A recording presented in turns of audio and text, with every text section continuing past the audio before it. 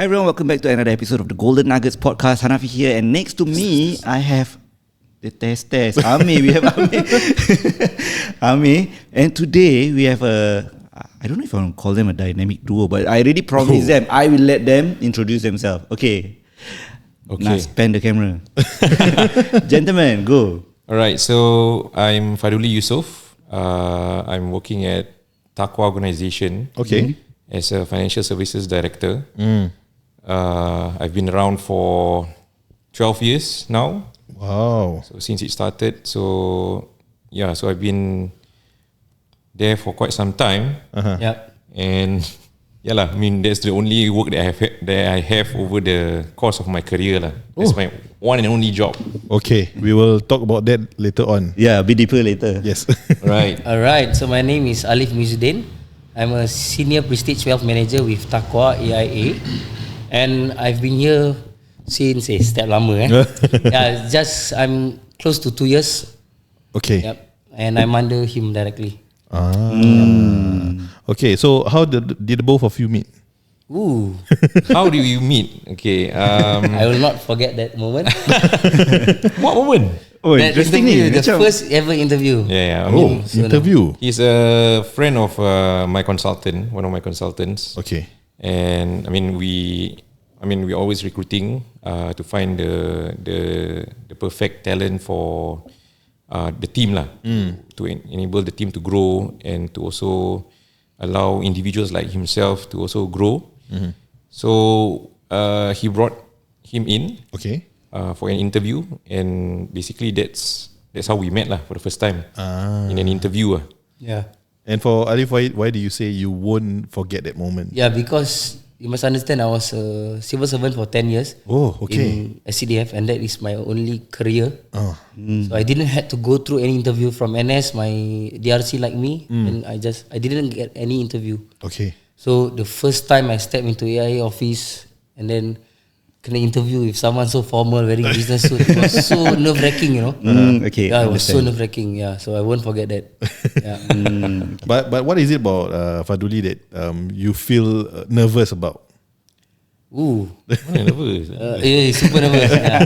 Because you see him today is relaxed, but at work is a different guy. Oh, okay. Yeah. He's a totally different guy. So I think I always share with a lot of people, he's the mentor I need in my life. Because I'm a very outgoing, bubbly person. And in business, you need to have a certain system and process. You need to be disciplined, which I lack at the point of time. Okay. So it was very nerve-wracking. When you sit across someone who has that, you know, alamak, you cannot play around really lah. Even though I still play a bit lah. But just for our understanding, Yeah. what were your first impressions of him? I think first impression, this guy can talk lah. Okay. Yeah, so this guy can Important trait lah. Yeah, important trait in a skill, industry lah. important skill to have in the industry. And the drive was there. I mean, he was very driven to succeed. So these are plus points when we interview people. Okay. And we see that certain things which motivates them to do well in their career lah. So first thing, of course, not everyone can talk like him. Correct. So he speaks very fluently. He can sell water to a swimmer, I think. Okay. Yeah. So that is one of the skills, but of course not everyone can do that. So that's why we also groom them lah. So for Alif, I think it's just minor grooming. Okay. Just about the mentality switching from a iron rice bowl, they call it, into being a self-employed or entrepreneur. So these are the things that we need to groom lah. So we see what are the things that they lack, and from there we try and train them on and educate them on what is important on how to become a successful self-employed person. You talk about iron rice bowl, right? What is the definition of iron rice bowl nowadays? Man, I don't know, man, because I never worked outside before. I mean, from ever since we were young, I think iron rice bowl is the kind where you get a steady pay, and your your job is secured. Nothing can affect your job. You will continue to, let's say you become a teacher. Over the years, you will continue to become a teacher. Kan? So susah nak kena buang lah. I mean, it's difficult for them to get fired atau unless they really did something major that contributes to their resignation. So to you, to me lah, having that kind of job security is the iron rice bowl. It's not really about the income, stable income and all that lah. Now that I'm here, I think I mean it's about the security lah instead of the income. I think I have a few friends, a few clients who are working in the government sector, and their income growth is not exponential.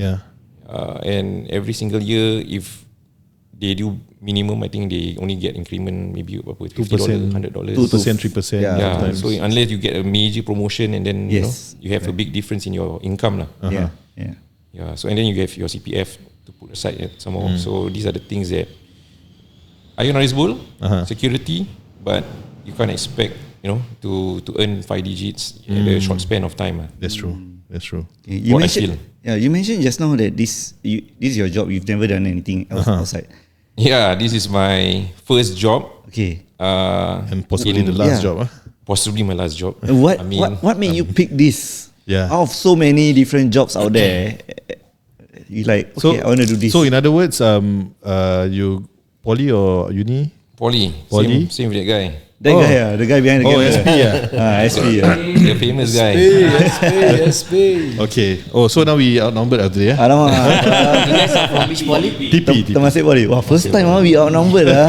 Rare occasion for Nazrin. Okay. Bugger clapping behind the camera. He purposely invite us. Okay. No. I see. Okay. So poly, NS, immediately you start this career?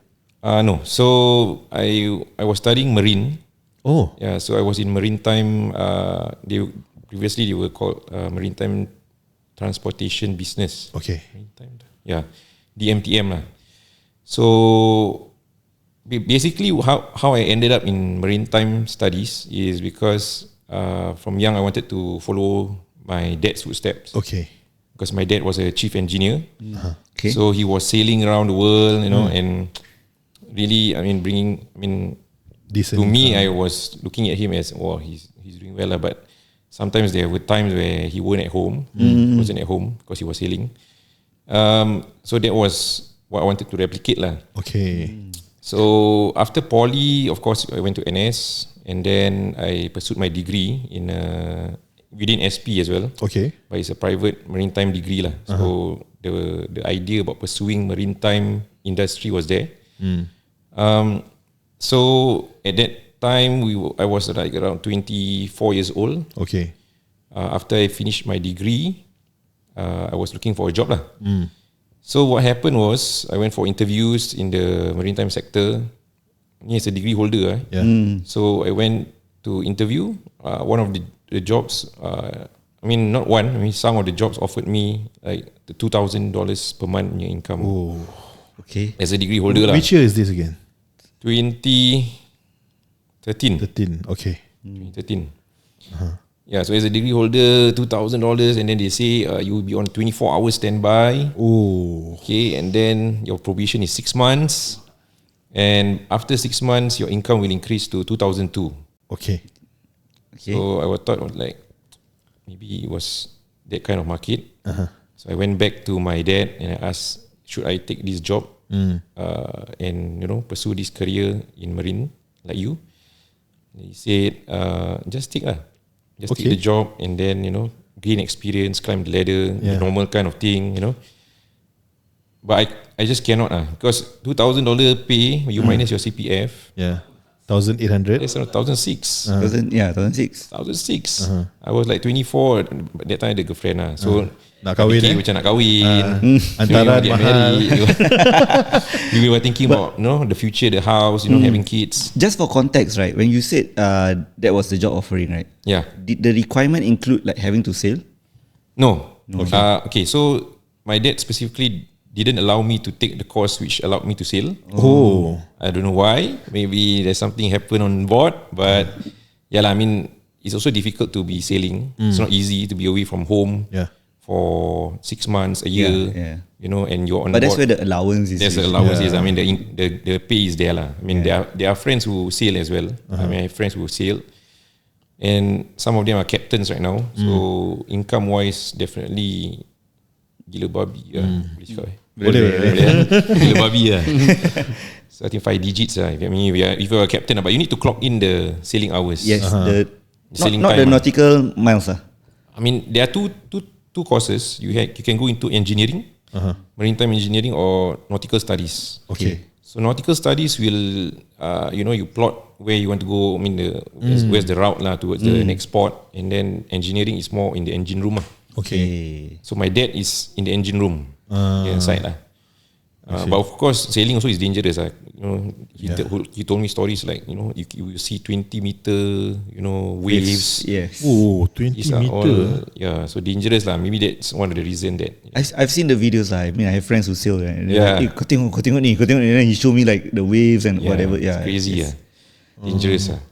So I'm also very grateful that I didn't pursue that. So I mean, continuing on from that story, when my dad asked me to pursue that career. When I thought about it, this cannot be the career because 2006 at that point of time, Yes. and How to live? and the degree holder. Degree holder lagi How do you survive that kind of thing? I mean, and the office is in Tanjung Pagar. So I was staying in Changi. Oh. So the travel there, I mean I was calculating really lah in my head. What travel and the expense, and the travelling time, and then you want to have lunch over there. Food is so expensive. 2006, ni kalau nak sim untuk kahwin nak bawa bekal. Yes. All these kind of thoughts were going through my head lah. So you were trying to justify. Yeah, so I was trying to justify this cannot be the starting income ataupun the starting job that I should be Going for. content with. Yeah. So I cannot be like contented with 2006, and then the growth. How long will I take to climb that ladder? Yeah. To be a 20 captain years, or 30 whatever. years. No, I cannot be a captain because I'm you not cannot sail. sailing. Yeah. So it's more of handling all the paperwork. So that side is like certification for the vessel, crewing, that kind of thing lah. So I also dah lama not in touch with that industry, so I really don't remember. But at that point of time, so I was actually looking into being a broker, ship broker. Oh, okay. So ship broker ni is similar to what I'm doing right now. You are the middleman, but you need to liaise between the cargo owners and the ship owners. So you need to put the cargo inside the ship, whatever it is, you need to cut the deal lah. So at the point of time when I was asking around my seniors who are in that field as a broker, mostly is like Chinese, Indians, and also like macam Eurasians lah. So when I asked them, they were saying like, yeah, I mean this is a high paying job lah because it's very lucrative. I heard. It's a lucrative job, is high paying, and when you cut deals, you get commission. Yeah. Yes. So, but other than that, there's also things like because these cargo owners and ship owners are not of our community. Yeah. Say it's not Muslim, they are Chinese, they are Japanese, international clients that require you to entertain. So when you are required to entertain, we need to see that you need to go out, drinking, bringing them to entertainment events, Yes. and just entertaining the guests lah, basically. Yeah. So that doesn't sit well with me. So and then so this opportunity came, and so I went down and hear the career talk, and from there I think something that resonates well with me. Okay. And Time freedom, no income ceiling. no income ceiling. So how did I come across this? Aku terus berbual aja. Yeah, boleh. Go. I think, we want to find out also. Yeah, so how did I come That is my next question. Yeah. So how did I came across this career? Yeah. Is actually by accident. Okay. My then girlfriend, now wife, kahwin tau. Girlfriend buat kahwin. Bukan girlfriend macam main-main. Girlfriend untuk kahwin. Cik. Girlfriend Hello, wife. I made it. Okay, so basically, my girlfriend then, she was warded. Okay. Because she had, I think, high fever or something like that. And then I went to visit lah. So I went to visit, and when I was visiting, Kaim was there. Okay. So Kaim is my director lah, He's my mentor as well. So Kaim was there to do the claims. Okay. So then he started talking with me about, what you doing, what you gonna do next. Then I shared with him like I'm looking for a job and all that.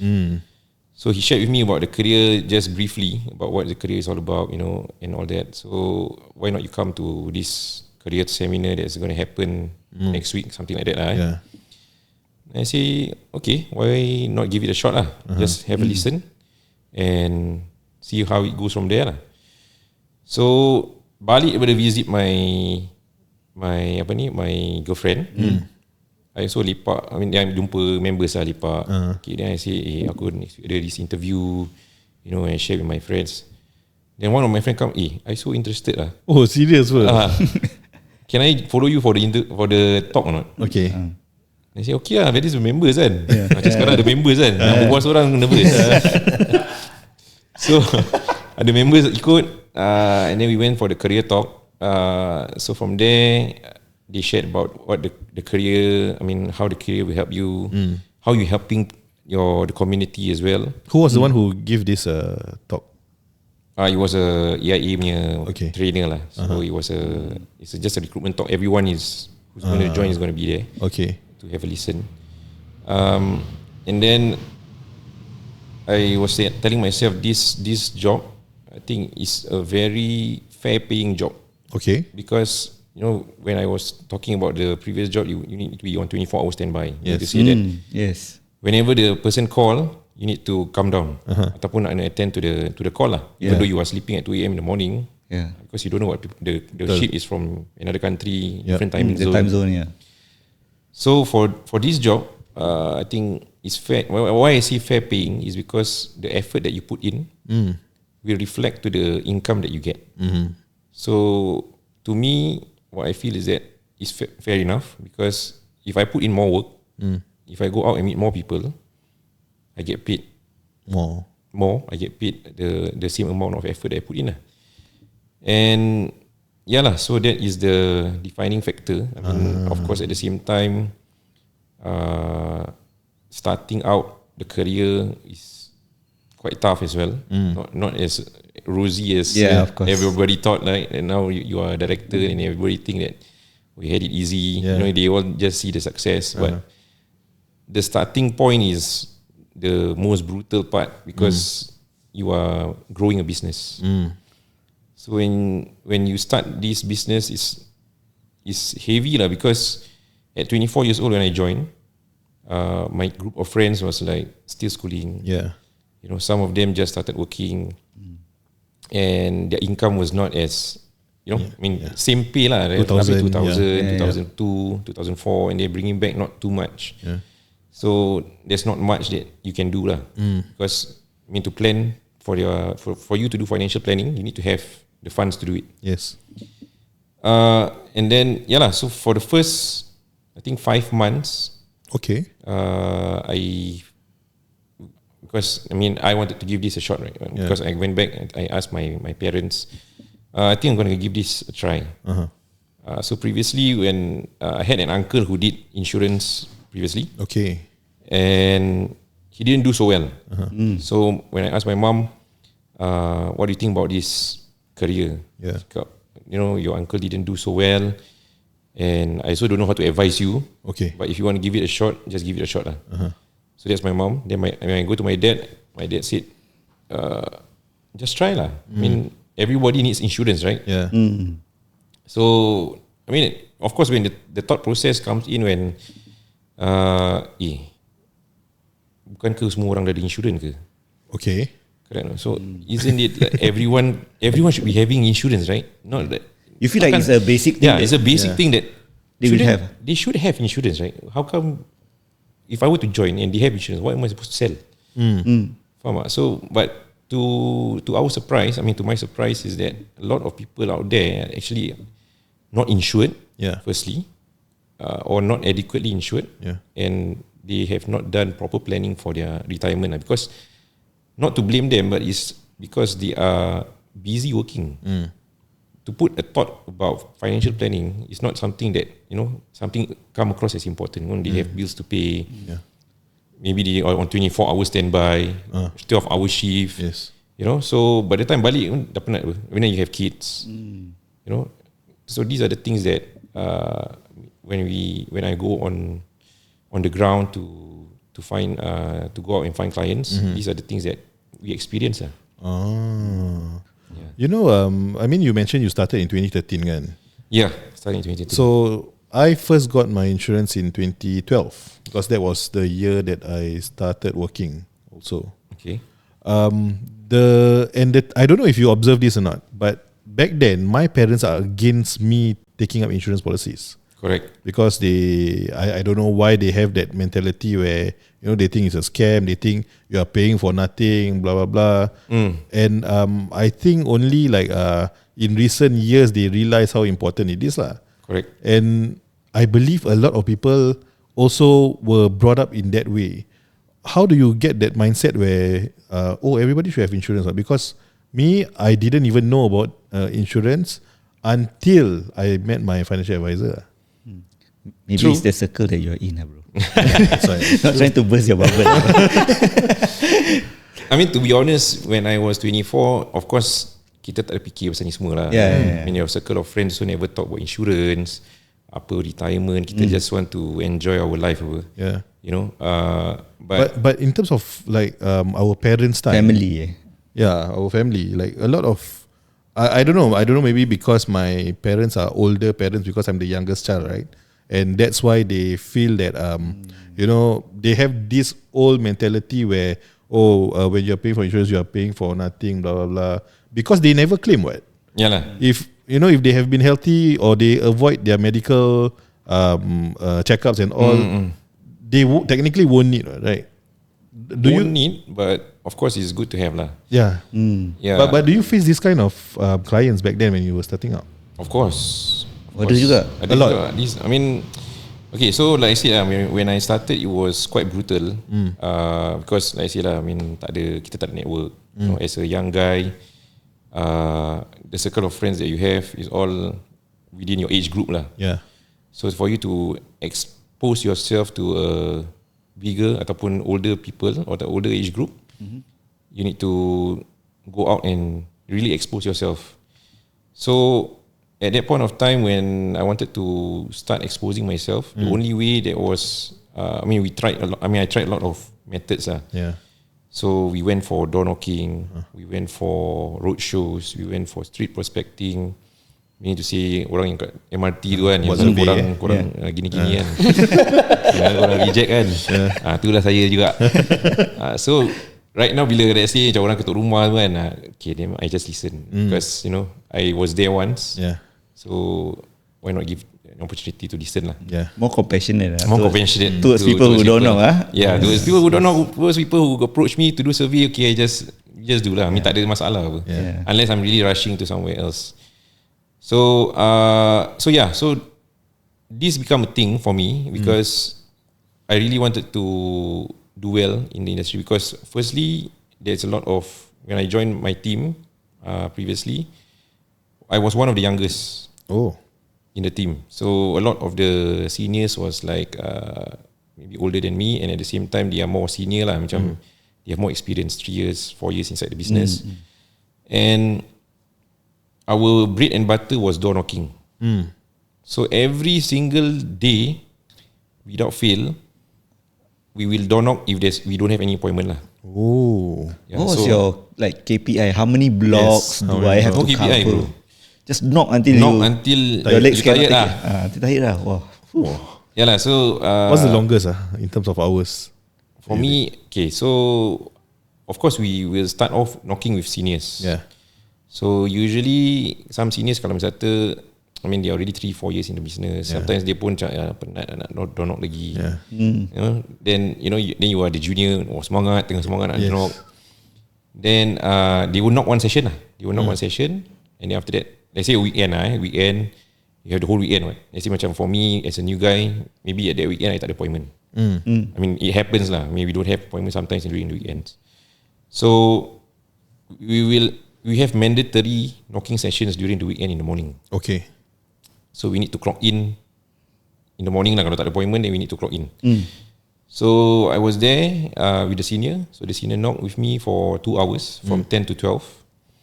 And then from there, okay, he or she went off lah. And I say I cannot be going off, right? Because it's just 12 PM and I got no appointment, nothing to do. Yeah.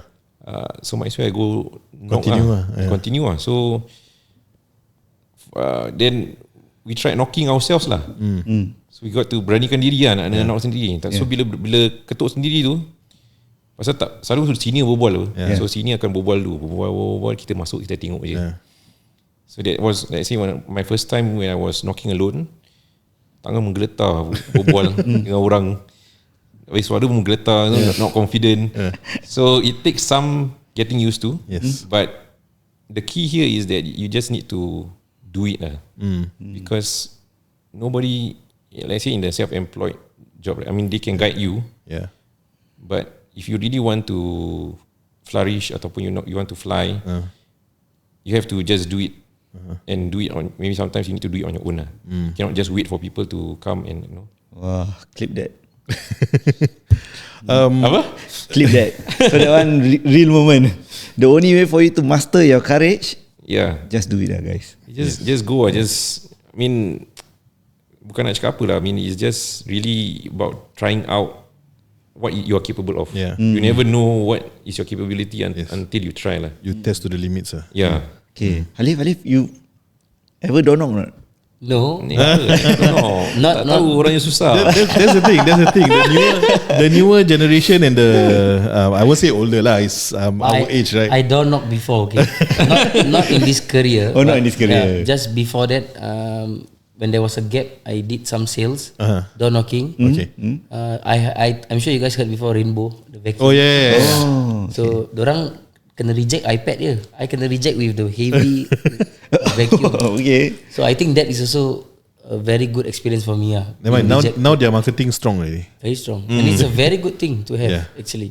Yeah. Market apa ni? Rainbow apa? Just saying. Because I think for you tu benda berat lah. That thing is huge. Yeah. And you need to do the demonstration, right? Yeah. And drag the thing You around. clean someone's house. Peluk-peluk and then they reject you, it's okay. I mastered the art of rejection there. In this career, it's also the same. That's important lah. Did you share this with Fadhuli when? I remember sharing this in the interview session. Okay, you mentioned just now master the art of rejection. Yeah. Okay. So how do you master? And what is it that you have to overcome? You see, for me, it's all about value, right? So if someone finds value in the product or whatever that you're sharing, the only concern is whether they can afford or not. So if they can afford, definitely they will buy whatever you have in front of them. But if they cannot afford, but they find value in you, they will refer you people.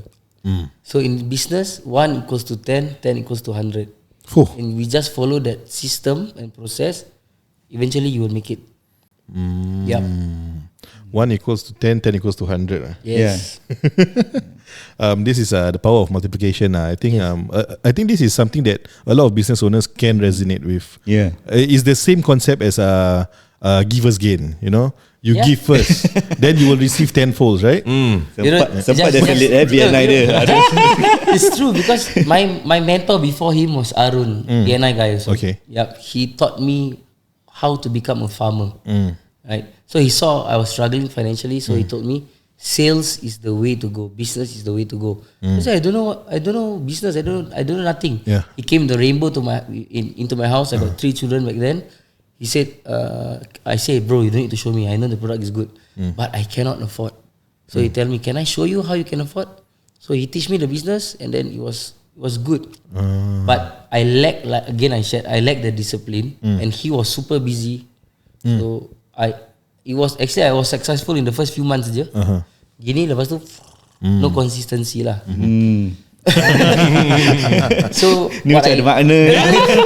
So I brought that I remember during the interview, he asked me this question: give me your 3 strength. Tell me your 3 strength or 5 strength. I can't remember the numbers. So I remember telling him, I remember I was confident in answering, tapi muka dia macam bengis. I remember I told him this, Fadhuli, I'm very confident with my strength. Okay. I say that, then dia macam, I remember that. I say I'm very confident with my strength, but what I want you to know is my weakness. So for me, the interview session is not just him interviewing me, because in this career, I know this now lah, but before that I didn't know that. In this career, it's not about just them interviewing you. You need to find the right mentor that can bring you places, because you cannot do it alone. You can never do it alone. So I was interviewing him actually juga. I tell him, this is my weakness. I say I can fly very fast, but I burn out very fast too, and I don't have consistency. Macam I tak consistent lah. So he has the formula for it. So I said, okay, let's do it and let's try lah. Wow. And I never regretted it. What was the formula? For him? Bukan energy go stick Ni dah terlalu banyak. Banyak promote Banyak promote lah. Sponsored no. Itu like cerita. Yeah. So what was your answer for him? I mean, because consistency comes from doing it every single day. So for me, when I started, it was really about finding what is my maximum potential. Okay. So how do I find out my maximum potential is trying out like all out lah. So we need to say that I work 7 days a week, no appointment, I go knock from morning till night. So because I want to figure out what is working for me at that point of time. So for 5 months I did that, 7 days a week. 5 months, 7 days. 5 months I did that. 5 months I did that, 7 days a week, door knocking, going for appointment. Tapi appointment pun like you meet my age group. Yeah. So the premium size was not so big. So the income, the commission wise that you get is small lah. So within 5 months I did a total commission by doing that 7 days a week and 12 hours a day lah almost. I only earned like $5,000 in 5 months worth of commission. Yeah, so it was a painful reality lah that wow, I put in the hours. I put in the effort. I go door knock morning till night. Tapi commission 1,000. Tapi the saving grace was that we have our allowance lah. So we have allowance monthly. My allowance was around 2,000. So I bring back around 3,000. Okay. But the work that I put in was crazy . So you feel like it doesn't tally. It doesn't tally. So we cakap, I should be going back to marine lah. I mean, I work maybe 8 hours office and then I still earn around 2,000, 2002, 2003, right? Yeah. So there was a point of time when, because dulu tak ada kereta, so when you need to go for appointment, you need to go door knocking kat Jurong West ke apa kan, because sometimes we go Jurong West to knock. Jurong West, Woodlands. So we knock island wide. Okay. Yeah, so I have to travel by public, incur costs, and these are the kind of things where it really builds your character, which I'm also very very grateful for right now. I mean, you go through the pain, but on the 6th month, then the result starts to show. Okay. So from then onwards, I was doing roughly around 6,000 of commission, 6,000 on a consistent basis. Okay. From the 6 months onward. On the 6th month onwards. Okay. So plus with my allowance. I was bringing around $8,000 at the age of 25. So the consistency formula is very simple actually. It's just that you need to follow through lah. So the consistency formula is that every single week for me lah, especially for me, you need to have at least 50 leads. 50 leads. Okay. Every single week you need to have at least, for a new consultant, you need to have at least 12 to 15 appointments in a week. Okay. So this is the benchmark that you should be having to ensure that your habits are there and to ensure that your mentality towards the business is also there.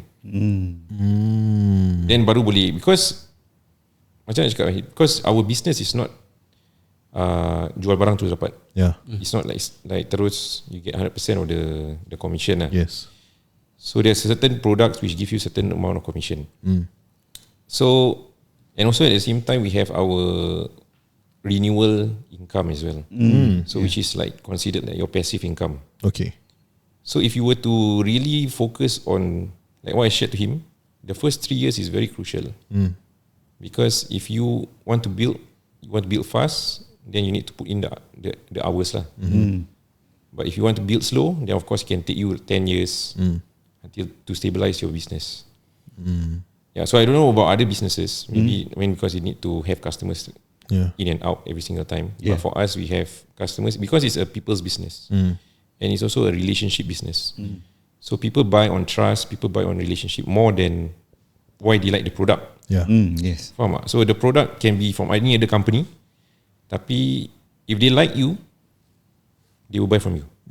And stick with you. And they trust you, and they stick with you. And you need to service them well as well lah. Before we go to part 2, I got one last question just to tease the audience. Right. So just now you shared that you were going for appointments with your people, your age group, right? So in hindsight, these people are still with you, and they still contribute. They're still with me. Yeah. Yeah. So because the beauty of the business is that you grow together. Yeah, that's the word. With your client. So sama lah macam kita. When I was 24 years old, not married, they were still also around that age group. So we see each other grow lah. So we see each other's getting married, have kids. So bila wedding, diorang pun invite, kita pun invite. So these are some of them are also my secondary school friends who grow together with me until today lah. So they are still with me, and of course the passive income from that policy will still continue on lah. So that's the best. So far Fadhuli actually answered every single question that I have in mind. Yeah, exactly. Before dah tak apalah, balik. But I think he has plenty more to share, seeing how his experiences has already accumulated over the past few years. Yes. And I think let's put everything in part 2. Yes. Kita bombat dia lagi. Boleh. Ataupun kita suruh dia answer sendiri lah. See you guys in part 2. Tanya sendiri, answer sendiri. Answer sendiri Okay, bye guys. Bye.